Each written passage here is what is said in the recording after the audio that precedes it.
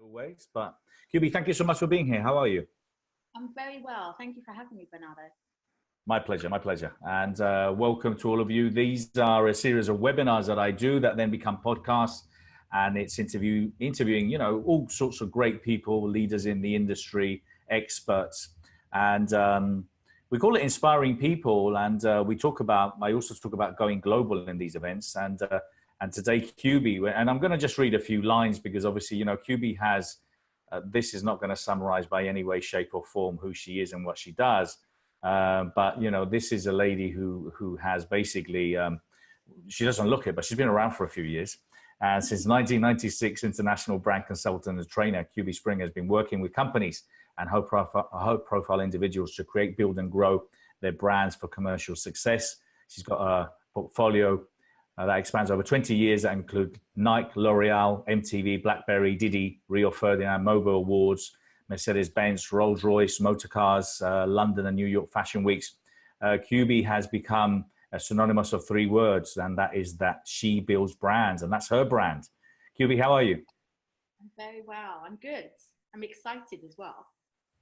I remember, Kubi, I think we sat down in a studio. It was quite a few years ago now. It was easily 4 years ago, maybe 5 even. I think it was probably 4 or 5 years. I had more hair. You had less hair, and but we're obviously we're still here. We're still here, which is a good thing. I think. And I know that I've got your interview originally from the podcast, but I remember at that time you impressed me of how much knowledge and how much wisdom you had then, and the vast experience that you've got. And I've just seen you also. I've seen you personally as a brand obviously grow and evolve.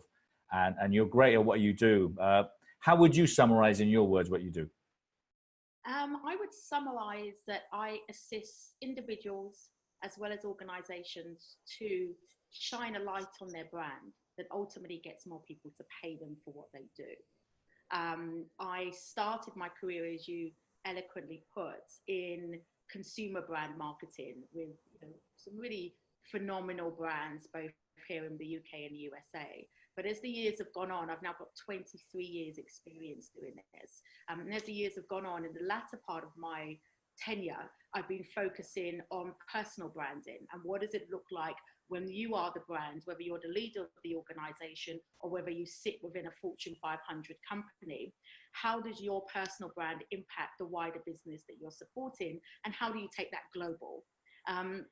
And so as a result, I have the joy now of kind of hopping to different parts of the world, teaching personal branding and global branding. And to put it into context, in a couple of weeks, I'm off to Morocco, and then I get back and I'm here for International Women's Month. And then I go to Jamaica, and I'm in New York, and I'm in LA. And so I kind of travel teaching people globally how to take their brands to the next level.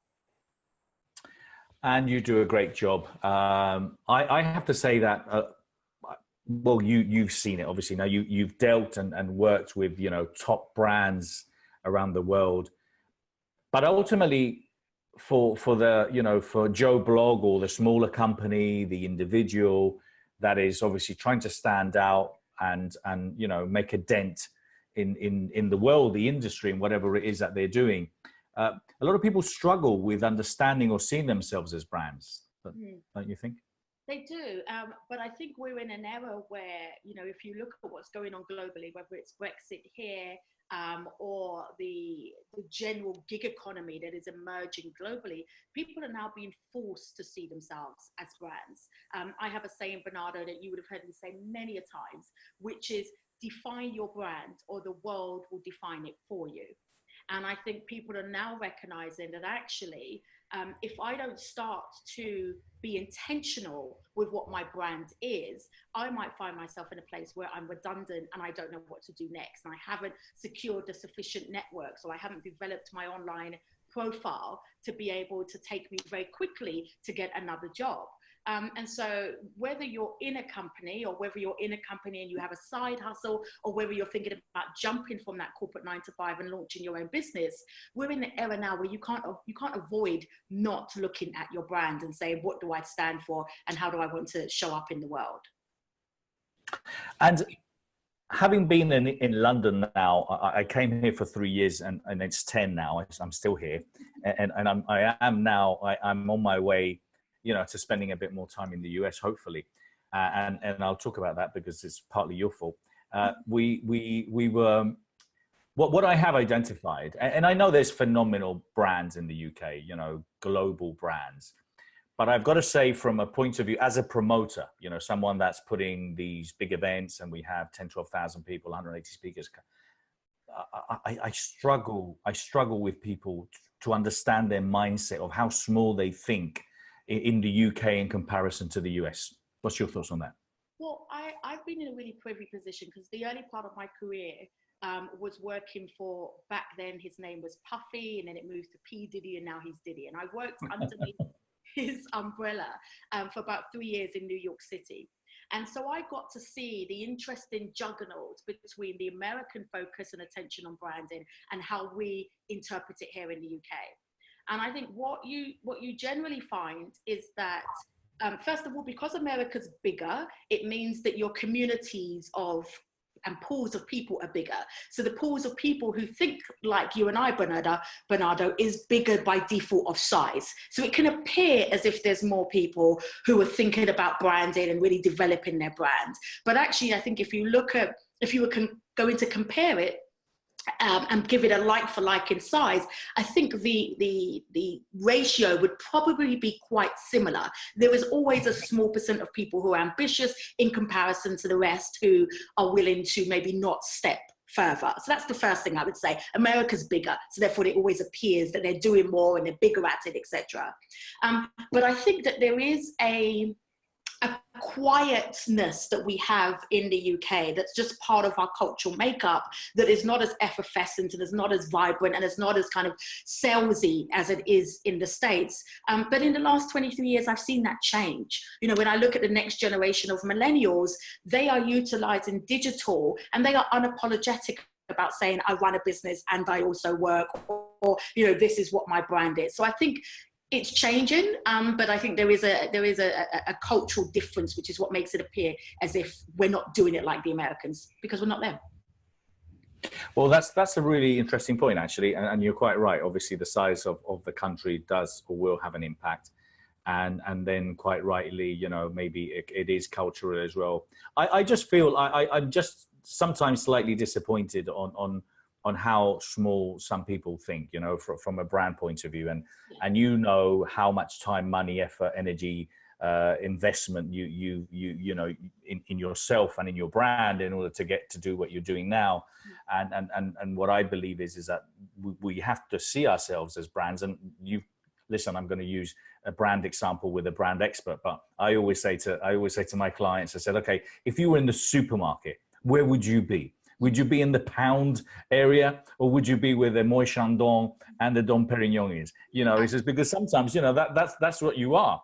And then it gets them thinking. You can be in the pound area if that's your price points, but just make sure you're dominating the shelf space, right? So, And I agree with you. And one of the things, I've been privileged to just sign a book deal with Bloomsbury Publishers, which is the same publishers that do J.K. Rowling and Harry Potter.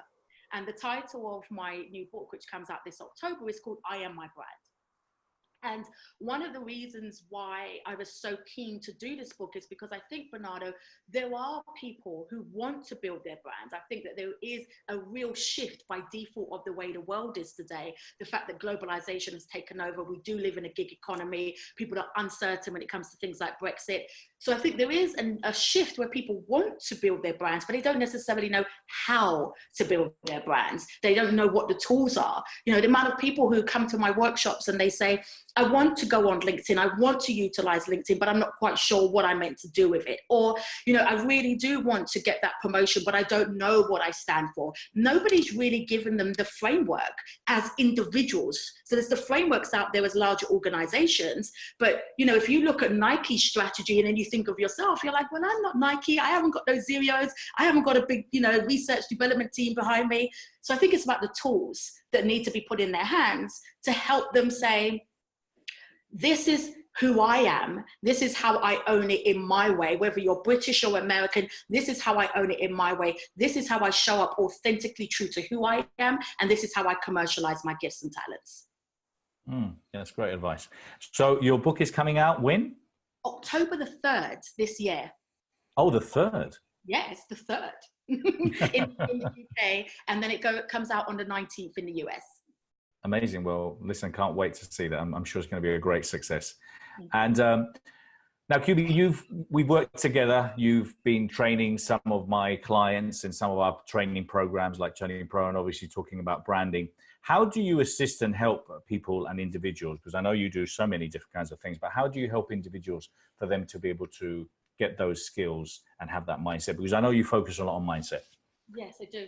So one of the first things that I say to individuals is I say, if you were a Coca-Cola that was giving me a brief, or you were a Nike that was giving me a brief, the first thing that I would do is the beginnings of the scientific process of branding. A lot of people put branding down as this creative, fluffy thing that we do, but actually brand marketing is more science than it is creativity. And there's a formula to building your brand. And so the very beginning of that formula is doing a brand audit. And so I say to people, let's audit your brand. And what that looks like is saying, first of all, an honest mirror to yourself. Where are you sitting at the moment? Where are you in the marketplace in comparison to your competitors?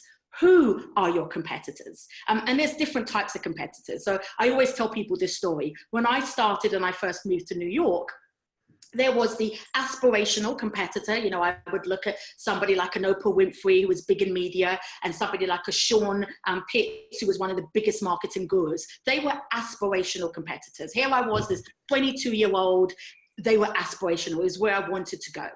Then there is your like-for-like competitor. So in my case, at that point, it was the fellow graduate student who was also broke trying to work this stuff out. They're my fellow competitors. And so you need to know who's the aspirational competitors in my marketplace, who it is that I'm trying to become like. You know, success leaves a footprint. Whose footprints am I trying to follow? And then who are my like-for-like competitors? And I say that you can learn a lot from your like-for-like competitors' failures as much as you can learn from your aspirational competitors' wins. And so once you know where you sit in the market, you can then start to gauge on what your brand needs to do. So Bernardo, a lot of people say to me, well, I don't know what my brand essence is. I don't know what my brand stands for. And so there's a chart that I do with them called the VIA chart. And it's a kind of a round chart, and it's coming up in my book, and it talks about values, interests, and abilities. What are the values that underpin why you do what you do? What are the interests that you have, and what are your abilities? So someone might say, well, I want to build a brand because I love the music industry and I want to now be a performer, but yet their voice isn't that strong. Or they might say in your sector, you know, I want to be a yoga instructor because I like the wellness sector, but actually they don't really enjoy fitness. And so sometimes people are embarking on careers that don't match their VI chart because they haven't identified what are your values, what are your interests, and what are your abilities. And so I had a client come to me. She used to work in funding. She said, I'm going to skip funding. I hate funding. I don't want to work in it anymore. And she was working in government funding. And we did the VI chart. And what we actually established is that she was really interested in the music scene. She was a 40-year-old woman, loved the music scene, but she had 20 years experience in funding. So I said to her, what are the elements of funding that you still like? Oh, well, I still like this, and I still like that, and I still like the other. There was enough for her to stay in that industry. But what I said was, well, why don't you take your expertise in funding, your abilities, and move it into your area of interest? She then became the head of partnerships for Sony Music, and now she loves her career. So sometimes we need to start by saying, what is actually going on with my brand? What is it that I love? What am I capable of? What underpins why I do what I do, and then start to package based on our VI chart. That's amazing. That's great advice. That's absolutely fantastic. And ladies and gentlemen, if this is the first time you've heard Kubi, as you can see, she's a force on a webinar live. I can't even tell you. Seriously, the room goes quiet, and everyone is just in awe of Kubi. She's amazing. And all these things, I know you teach them also in your academy and all the things that you do. Yeah. Correct. Well, I'm delighted I've got Kubi. So I was sharing the story briefly before about Kubi's partly to blame. I remember we went for lunch one day and we were talking about the Best You Expo. I think it was my second one. I don't know what it was. And I was saying, I'm thinking of going over to the US. And he said, I don't know what you're still doing here. What are you doing here? Why aren't you in the US yet? And he says, people will love your brand. And I remember she poked me in the eye. And that was it. So I think it was like literally 3 months later or 2 months later, I had booked my venue for my first event in Long Beach in California. And the rest is all history. I think, Bernardo, you're a classic example of hungry market versus saturated market. Sometimes people have a brilliant brand, whether it's their personal brand or their organizational brand, but it's not working where they are. And they can start to feel deflated and think, well, there's something wrong with me. There's something wrong with my services. There's something wrong with my products. And most times it's not that. A lot of the times it's just that they're not operating in a hungry market. And a hungry market versus a saturated market is this. A hungry market is where there is a real appetite and a real need for what it is that your brand offers, versus a saturated market where there's either not a real appetite for it, there's not a burning need for it, or there's too many competitors that are already doing it. And so when I looked at you, I could see, well, you need to go where there's a real burning need. I mean, the next place I think you need to be heading to is Dubai, right? I'm going to poke you in the eye again and say, right, time's up. Let's head off to the Middle East. Because I think ultimately the world is small. So you need to go where the hungry markets are. People ask me all the time, Bernardo, why do you do so much work in emerging markets? I'm either in Malaysia or Indonesia or Dubai or, Ghana or Jamaica. And the reason being is because they're hungry markets. Somebody like me as a brand expert, there isn't as much competition, and therefore they pay me, double, triple, quadruple the amount I'll get in the UK. So go. It sounds like a go to me. No, listen, that's great advice as well, and it makes absolute sense. And you're quite right. I think a lot of the times we tend to get frustrated. We keep on hammering, instead of looking at that hungry market. And listen, for me, it's worked. I've obviously known that people have fallen in love with the Best You over there. We're now opening our legacy clubs, which people it's just phenomenal. The response that I've managed to get there in 1 year. I have more contacts in LA in 14 months than I've had in 10 years here in London. And I'm talking people I can get on the phone, people I can meet for dinner, for lunch, because it's just they're passionate about this. And funny enough, I was having a conversation, and I'm leading towards the idea of going global, which again might be a big word for some people. But I was talking to a publisher the other day, because my book is actually coming out. I'm launching at the Expo, and The Question. And funny enough, he's a publisher to me. He says, listen, if you're getting your book out, let me tell you where the biggest English-speaking market is, where you have to go and promote your book. And I'm listening. I'm thinking, of course, it has to be North America. He says, India. He says, you take your book to India, and he says, you get your book into India. He says, you are done. Obviously, you've got like 1 billion people. Not all of them speak English, but we're talking about what, only 400 million of them. So kind of like, it goes back to hungry markets, and it goes back to also when you do an audit on yourself, really appreciating. North America could technically be seen as a saturated market. But why I recognize the Best You would work is because of you, Bernardo. You're a male, the age demographic that you sit in, with a European background and English experience and an English accent. So, and you speak Spanish. So straight away, the components of what makes up your brand makes your differentiation in North America unique. And subsequently, it now becomes a hungry market. If I take myself, I'm a woman, I've just turned 40, I'm clearly black. And so when I look at this is where there is a hungry market for me, the doors are open. Globally, the doors are open. And so it's really about taking a step back and saying, the skills that I have, the person that I am, the attributes that I bring, the history that I come with, where will people really be dying for that and be willing to pay a premium? And that's where you go. You don't just struggle along in the UK because I was born in London. Who cares? Jump on a plane, go.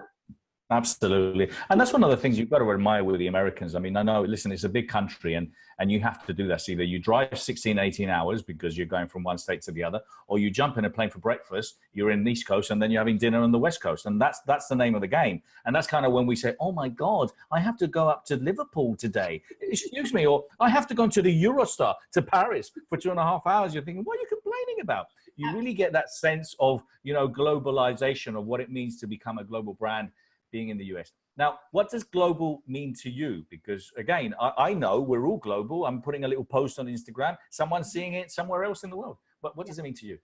Well, global means to me getting my offering into the hands of the people who need it most.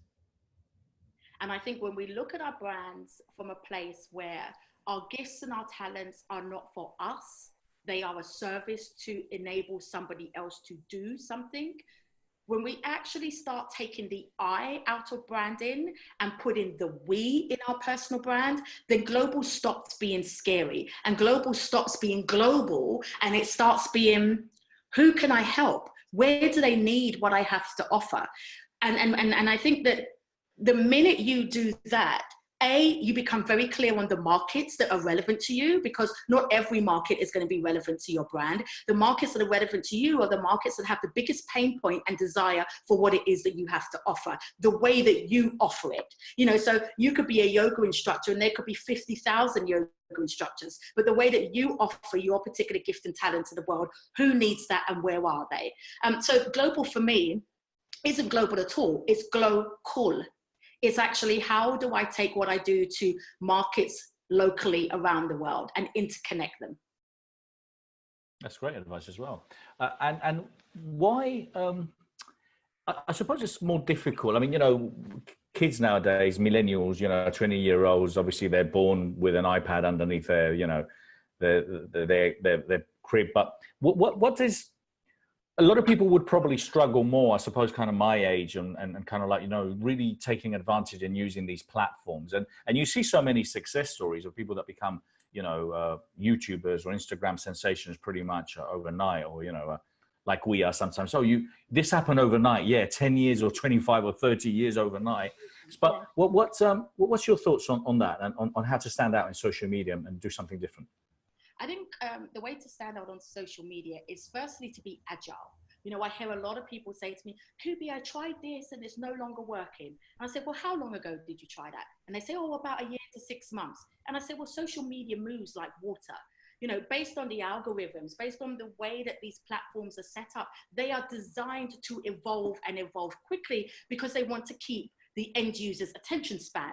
So in order for you to stand out on any of the social media platforms, you need to be agile, not just because you were using a particular hashtag last year, so now you're still expecting that hashtag to work. It doesn't happen like that. So I think the first thing that is important as a mindset change is the level of agility that you need to have with social and digital. It's not like traditional marketing. That's the first thing. The second thing with social media to stand out is to do more listening than you do talking. And I say this to people all the time. You need to use social as a platform to listen to your tribe. So if I take, for example, I go on Instagram Live normally every day, Monday to Thursday, okay? I have quite a big tribe community, probably about 11,000, 12,000 people on Instagram, and I'm on live every day. The reason why I do that is not because I'm an egomaniac and I just want to talk every day and not get paid, but because it's a platform to listen to what they need. It's a platform for me to say, you know what, guys, I'm thinking of doing this new book. What would you guys like to read about? And then they give me the book title. They give me the content of the book, and then I bring them on the journey as I'm writing the book. Oh, I've been writing this chapter. I've got writer's block here. What do you think about this? All of a sudden, the community is co-creating content with you. So then when you release that content, they buy, and they buy because they've got an invested interest, because they know they were part of the journey. They become brand ambassadors, sharing what you're doing with their tribes because they feel proud because they were part of that journey. What a lot of people do is they use social media like they use traditional media. They broadcast messages, and then they wonder why nobody cares. Nobody cares about your broadcast message. People care about conversations. People care about two-way dialogue. And so what I would say, the biggest thing on social media is, number one, be agile, and number two, use it as a place to have conversations, not to broadcast messages. Again, fantastic advice. And one of the things that I'm going to, you know, we've been, it's not that I've discovered now, it's been a process, obviously, for years, but obviously being in and running events and working with so many great people like yourself, what I've identified very clearly is that you do need to surround yourself with the right people. You need to seek advice from the right people, be mentored, be coached. How important has that been to you? How important is it to people? Because again, trying to do things alone, sometimes it's difficult. We don't have all the answers. We need, as you said, we need to have these conversations. What's your thoughts on that? I think you can't do it alone. I heard somebody say the other day, I'm self-made. I said, nobody's self-made. Like, it's the most ridiculous, pompous statement I've ever. What about his mum? Did his mum not have anything to do with it? Like, nobody's self-made. So I think that you need to be unafraid to ask for help.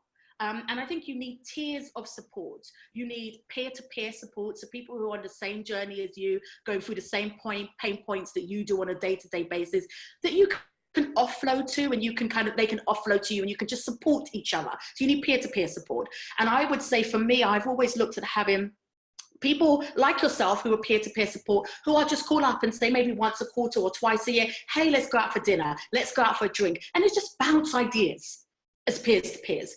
But then you also need people who are a few steps ahead of you. And I have noticed there is a trend to people trying to get, 4, 5, 6, 7, 8, 9, 10 different coaches. That is unnecessary. Find 1 or 2 people who believe in your dream, who understand where you're going, who have probably walked that journey themselves, and then utilize their expertise for a period of time before you then move on to the next person. And then the last thing you need is somebody who is hungrier than you are. In my team, I always have young people because they're hungry, they're full of life, they're full of zest, and they bring fresh ideas in a way that I'm not even thinking. They're the ones that have said to me, Cube, you need to jump on Instagram every single day. I was like, every day? Like, that sounds tiring. And they were like, no, trust us, go on every day, talk to the community, bounce ideas, it's gonna work. And actually they were right. Of course you need to put it into your sales funnel so that you can convert it, but they were right. So I think you can't do it alone. Anybody who tells you that they've done it alone is lying. And you need the 3 tiers of support. Yeah. And I'm going to add on to that. And don't be afraid to drop some people along the journey. Absolutely. Because, there are people that are going to drag you down. And if you're having conversations with people that maybe 25 years ago, and you're trying to change, transform, grow, evolve, people like to be comfortable. And sometimes for them to stay comfortable, they need to make sure that you don't necessarily change. So, just don't be scared to drop some friends and unfortunately some family along the way. You can only see them in Christmas. That's okay. And just move on. Absolutely. And also, compartmentalize people. So, I had a little dinner at my house the other day, and it was the celebration of the book signing. Most of my family, my outer family in particular, are not entrepreneurial. I am, my husband is, my 6-year-old daughter is, but some of my cousins aren't, some of my aunts are. Does it mean I drop them out? No, they still pay a part to pay. If I'm in London and I just want somewhere to go and rest my head and not talk about business, I go there. That's still adding to the fuel for me to get up the next day to fire on. So I think just recognize who's in your life and what they're in there for. Not everybody's going to be able to do the strategy with you. Some people are just there to say, you know what, you can do it. Some people, their negativity is the fuel for you to do it. I have someone who's super negative. I keep them at a distance, but God, they fuel me. They just fuel me. All right. Well, Kubi, I'm delighted you're going to come to the Expo finally, and you're going to be sharing some ideas there. I know you've seen kind of the journey of what we do and the Best You and the Best You Expo. Why do you think an event like that, where we've got 150 speakers, we've got like a couple of hundred exhibitors, and I don't know, 8, 10, 12, 15,000 people. I don't know how many people are going to show up. Why do you think an event like that? How does it help you? How would it help you, not only personally, but as a professional? I think first of all, what you have created is phenomenal. And I think that people don't always appreciate how much hard work and dedication it takes to build what you have built. So I super admire you, and I have done for a long time. Thank you. I think it's needed because it creates a safe place for people to do exactly what we've been talking about on this webinar, which is to connect with their peers, to gain ideas and fresh ideas on things that are happening, to identify what their aspirational competitors are doing and how they've done it. You know, you've got someone like Marissa Pierce who's going to be on your speaking roster. I mean, Marissa's phenomenal. You know, if you're starting out and you go to the Best You Expo and you hear her, she's definitely going to give you the roadmaps to how she's achieved. So I think it's important because I think it's about connectivity, and I think it's about having a safe place to be able to say, this is what I'm trying, what do you think? And naturally, by default of the size, it's a brilliant place to be able to listen to what the audience wants, and then also to promote what you have. Yeah, thank you. And amen. Yes, not a lot of people appreciate the amount of work that's gone into this. I mean, for me, it's been a phenomenal journey. It's been extremely challenging along the way. I share this story, but I was in an interview in the US, and we were off. We weren't live. We weren't on air yet. And this lady asked me, says, "Well, I'm going to ask you why do you do? You know, why have you done the expo?" And I said, to be honest, I have no idea where I've done it. And she looked at me shocked. I was just trying a dry sense of humor. She said, no, you can't answer. You can't say that. That wasn't the accent, by the way. She said, no, you can't say that. I said, I'm only joking. I said, I don't know why I do it because it's so much work, but I do know why I do it because I love it. And because I love the buzz and the energy when everyone comes in there. One of the things, and I'm not necessarily talking about this because of my book, but I have come to the conclusion, because the title of my book is The Question, Find Your True Purpose. And ultimately, I believe that what you do is help people find their purpose. I believe that. Okay, there's a lot of experts out there that might help them to rank better on social media or find love or whatever they may be. But you, particularly with what you do with branding, is you help people find their purpose.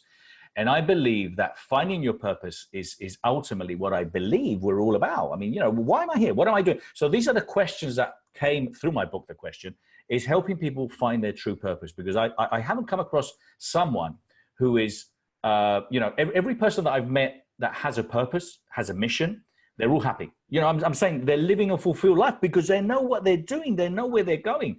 And people that are either overweight, moody, angry, upset, you know, whatever it is because they don't really know what they want or what they do or where they're going, what their purpose is. What do you think? Well, I think purpose is less about you and more about other people. And I think a lot of the times people think that purpose is about us. I want to do this. I believe I've got this. I, me.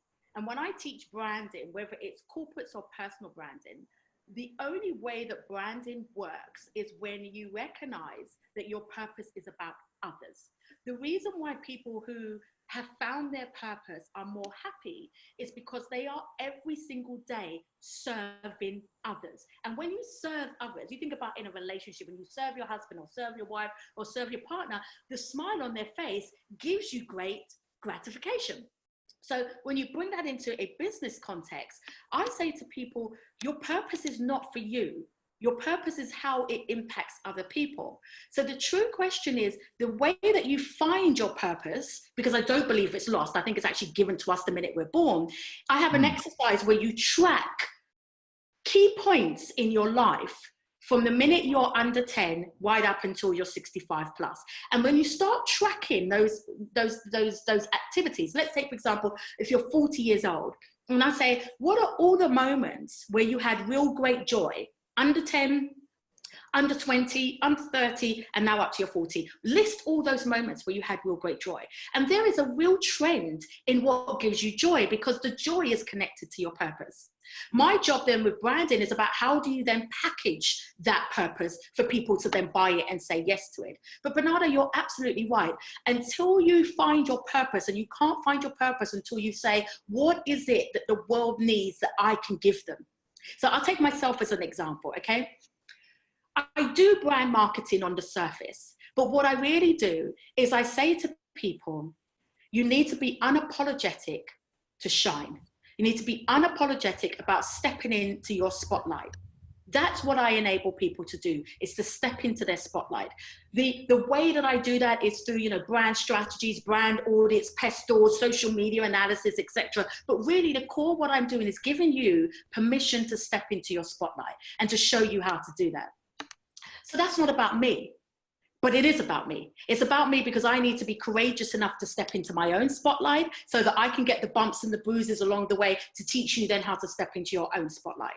So the minute you recognize that your purpose is about other people, the minute you then pluck up the courage to say, how do I make it so that I'm prepared to do it, so now I know how to show others to do it? Because ultimately, that's all we're here to do. We're here to live out our own truth so that we can say to people, this is how I bumped my head along the journey. By the way, don't bump your head that way. That's all we're meant to do, is live out our own truth so that we give permission for others to live out their truths. And most people are just scared to live out their truth. They absolutely are. And listen, I think that's it. We both agree on the same thing, is by identifying and helping people find their purpose, which is of serving others. That's what gives you, and being, I love that about being unapologetic about it. For me, what's happened, and I've been on a really interesting journey since July last year, where I was finishing writing the book, and it had a personal impact in myself, because the book has thousands of questions. So I'm asking myself the bloody questions as I'm writing down the questions. So it just triggered all sorts of things in me. And when I was creating this idea of the book, The Question, then I started, and I'm a great believer in serendipity. I don't know if I've shared this story before, but I was reading for the third time Napoleon Hill, Think and Grow Rich. I was listening to the chapter of masterminds. And again, I was writing down networks and there it was. He's actually reading it. I was listening to an audiobook, so it was there. And what it came to is it came to ultimately the idea of what I've created now, which is legacy clubs. So the legacy clubs, and this is why people are just excited about it, is because they believe in the same idea. Okay, so if I can find my purpose, or the sooner I can find my purpose, ultimately then I can start serving. And then if I start serving and I start understanding that everything that I am doing, everything that I'm generating, everything that I'm creating, every word, every sentence, every book, everything is part of my legacy, then I have that responsibility of knowing that I'm going to leave this planet, and I have been able to help and make a difference, because I think that's why we do what we do. What are we doing? We're doing it because we want to make a difference. Absolutely. And I would even say that sometimes you might be on the journey, and a lot of people, when they come to my masterclasses, what they say to me, Bernardo, is, I can't do it yet. I can't do it yet. And I say, just take the first step. You may not know the whole picture. So I take myself on my journey. As you know, I started off as a dancer, right? I went to the Royal Academy of Classical Ballet when I was under the age of 18, and double pirouettes was my thing. I thought I was going to be a classical dancer. I then got an injury on tour with the Spice Girls, as you know, injured my knee, dance was over, and I thought my life was lost. What then happened was I then did an internship, and I started working in marketing, and I was working behind the scenes. But what began to become apparent to me is every time I would go back in front of the camera and maybe teach somebody or go to a school and do a speaking engagement, that's where my light really shined.